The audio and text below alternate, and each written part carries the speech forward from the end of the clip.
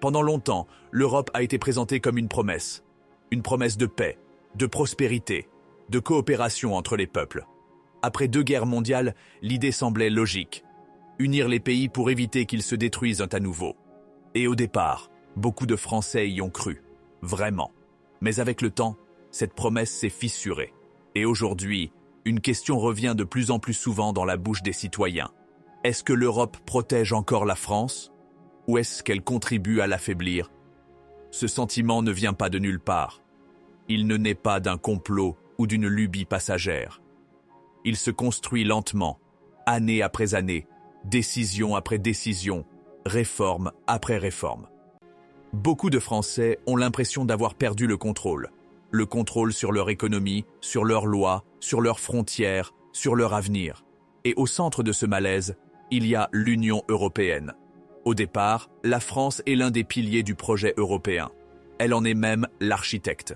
Mais aujourd'hui, certains ont le sentiment qu'elle est devenue un simple exécutant. Des règles sont décidées à Bruxelles, appliquées à Paris, sans que le peuple n'ait réellement son mot à dire. Et ça, pour une nation historiquement attachée à sa souveraineté, c'est extrêmement difficile à accepter. Prenons l'économie. L'Union européenne impose un cadre très strict.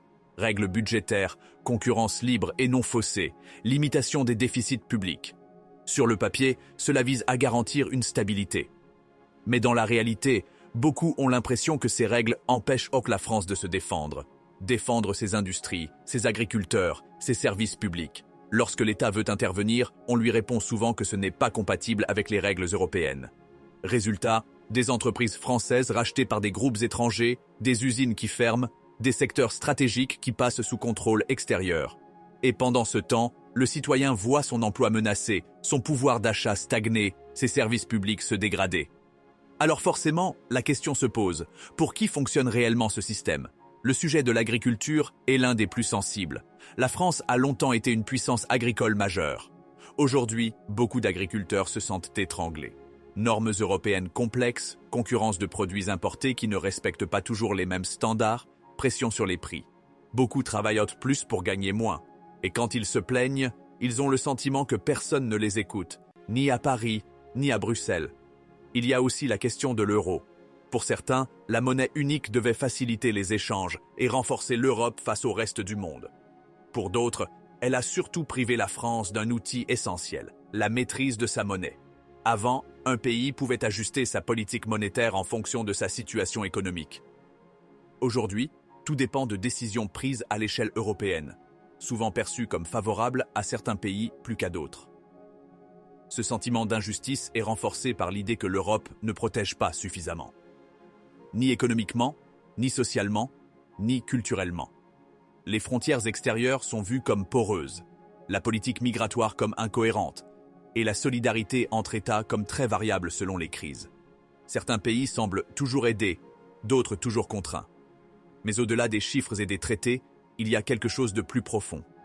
Une impression de dépossession. Beaucoup de Français ont le sentiment que les décisions qui impactent directement leur vie sont prises loin d'eux, par des institutions qu'ils ne comprennent pas vraiment et sur lesquelles ils ont peu d'influence. Le Parlement européen paraît lointain, technocratique, presque abstrait. Et puis, il y a ce moment clé, le référendum de 2005. Une majorité de Français dit non à un projet de constitution européenne. Ce vote est clair. Pourtant, quelques années plus tard, un traité très proche est adopté par voie parlementaire. Pour beaucoup, c'est une rupture. Une fracture démocratique, l'idée que la voix du peuple peut être contournée si elle dérange. À partir de là, la méfiance s'installe durablement. Progressivement, l'Europe devient un bouc émissaire. Mais pas seulement par manipulation politique. Parce que, pour beaucoup, elle incarne un système perçu comme froid, libéral, déconnecté des réalités humaines. Un système qui parle de marché, de règles, de croissance, mais rarement de vie concrète, de salaire, de dignité. Alors quand les fins de mois deviennent difficiles, quand les services publics ferment, quand les territoires ruraux se vident, quand l'insécurité augmente, l'Europe devient un symbole. Le symbole d'un monde qui avance sans ceux qui restent sur le bord de la route. Attention toutefois, dire que l'Europe tue la France ne signifie pas que tout vient de l'Europe. La responsabilité est partagée. Les gouvernements français ont aussi fait des choix. Ils ont accepté des règles, signé des traités, parfois utilisé l'Europe comme excuse pour faire passer des décisions impopulaires. Ce qui renforce encore la colère, l'impression d'être pris en étau entre Bruxelles et Paris. Aujourd'hui, le débat est profond. Il divise les Français. Certains veulent plus d'Europe, d'autres moins. Certains veulent la réformer, d'autres la quitter. Mais ce qui est sûr, c'est que le malaise est réel. Il ne disparaîtra pas avec des slogans ou des discours moralisateurs. La question centrale n'est pas de savoir si l'Europe est bonne ou mauvaise. La vraie question, c'est: est-ce que l'Europe actuelle correspond encore aux attentes des peuples qui la composent? Est-ce qu'elle protège vraiment ceux qu'elle prétend défendre? Est-ce qu'elle respecte suffisamment la souveraineté démocratique des nations? Quand on parle du sentiment que l'Europe affaiblit la France, il faut aussi regarder ce qui se joue au-delà de l'économie. Parce que le malaise ne vient pas seulement du portefeuille, il vient aussi de la place de la France dans le monde, de son influence, de sa voix et même de son identité.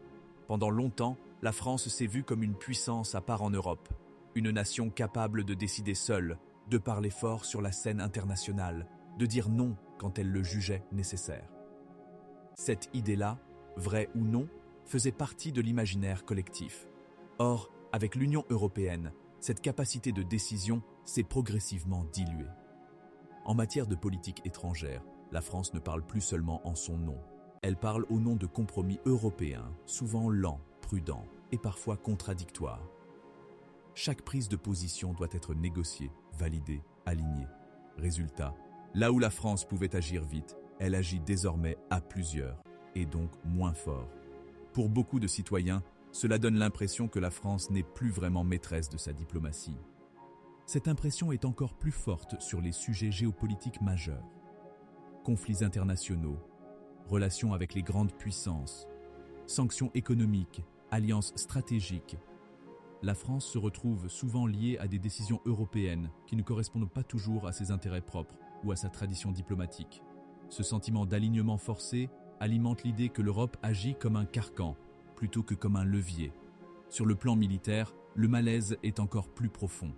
La France est l'un des rares pays européens à disposer d'une armée complète, d'une dissuasion nucléaire et d'une capacité d'intervention autonome. Historiquement, cela faisait partie de son identité stratégique. Mais avec l'intégration européenne et la dépendance croissante à des structures collectives, beaucoup ont le sentiment que cette singularité est progressivement effacée. La coopération militaire européenne est présentée comme un progrès, mais dans la réalité, elle avance lentement et repose souvent sur des compromis fragiles. La France investit, s'engage, projette des forces, tandis que d'autres pays bénéficient de la protection sans assumer le même niveau de responsabilité. Cette asymétrie crée une frustration réelle, aussi bien chez les militaires que dans l'opinion publique. À cela s'ajoute la relation ambiguë entre l'Europe et l'OTAN. Pour certains Français, l'Europe n'a jamais réellement construit son indépendance militaire, préférant s'abriter derrière des alliances extérieures. La France, qui avait historiquement cherché une voie plus autonome, se retrouve intégrée dans un système où ses choix sont de plus en plus contraints. Là encore, l'idée que l'Europe affaiblit la souveraineté française s'installe. Mais le terrain le plus sensible reste sans doute le terrain culturel.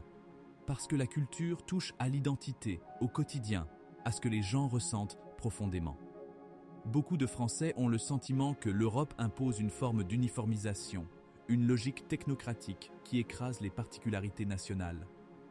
Les normes, les directives, les règles communes sont perçues comme froides, abstraites, éloignées de la réalité vécue. Elles donnent l'impression que la culture française, ses traditions, ses modes de vie doivent constamment s'adapter, se justifier, se conformer.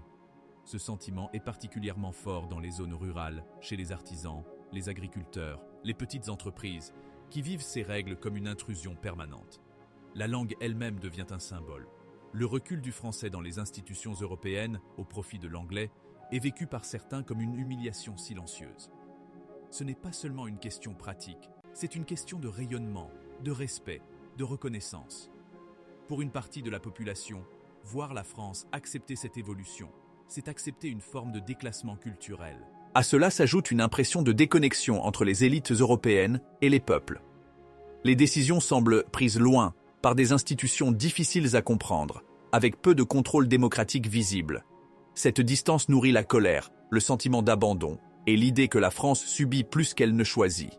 Ce ressentiment est souvent amplifié par les crises successives. À chaque crise, économique, sanitaire, géopolitique, l'Union européenne apparaît soit lente, soit rigide, soit inefficace. Et lorsque les décisions prises provoquent des sacrifices pour les Français, mais que les bénéfices semblent abstraits ou inégaux, la frustration se transforme en rejet. Petit à petit, l'Europe devient un bouc émissaire commode, mais aussi un symbole réel de perte de contrôle. Pour beaucoup, ce n'est pas l'idée de coopération qui est rejetée, mais la sensation que la France s'efface, qu'elle recule, qu'elle renonce à ce qui faisait sa singularité. Ce sentiment est d'autant plus fort que les dirigeants français, eux-mêmes, utilisent souvent l'Europe comme justification. Quand une décision est impopulaire, elle est présentée comme une obligation européenne. Quand une réforme est contestée, elle est expliquée par des engagements européens. À force, l'Europe devient dans l'esprit des gens non pas un choix collectif, mais une contrainte imposée.